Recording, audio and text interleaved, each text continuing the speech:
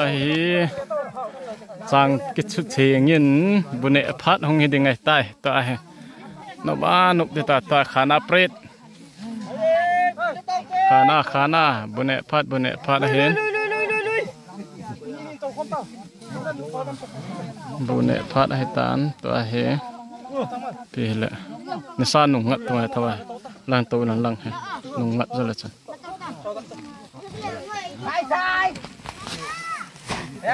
sana nung ngắt lâu lại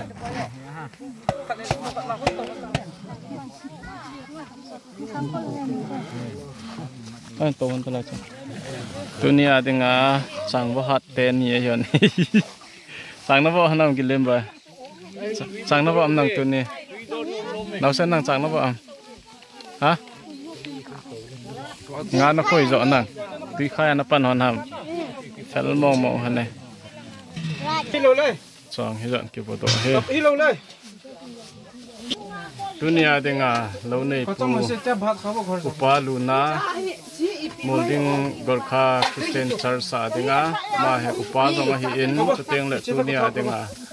sangbo na dengan lâu nay pa kedia kapa sama hiin mah tunin lunggel tham khat gas dong hitin thu ong ga dong hitin dunia thakun zat he he le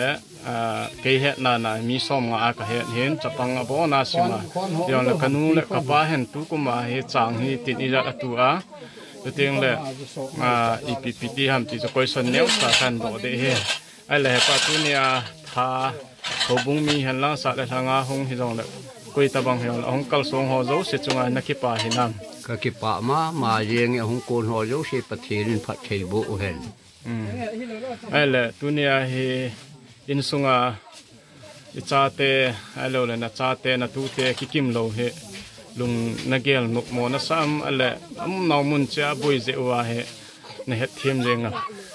hong lo ho long hong tabanga ka ge la in hong thei ho chunga jong ka ki pa in hong thei lo ho chunga in sumi ho yo si chunga ka ki pa na tu chom ta ka ga se he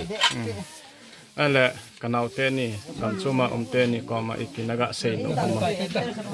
tu le tu din mun hin sei jing yong chu mi nan chen hi yong all kin da kang le sei pi tang ka te ale dunia chang evo hi nalung thlai nang kudan la do ka lung an thai mong pathin phat thei bo na ki dang ta tang le mi ma pathin e phat thei bo yen ka te min ka thang wa ti ni ale chang hi abona tinirat mo ila do bang le pa chang hi tu a hi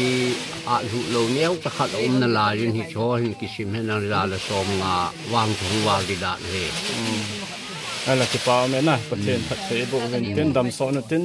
tunia na tong hoi han lang koi hi jong la ong kal song so pu le naw ho hi in yu kanu le kapa hi in kanau te ho hin ka u te hon bon chawa pathen nei pi tang ta ki pa e tunia dinga block hin ve ho zo se na bon chawin bye bye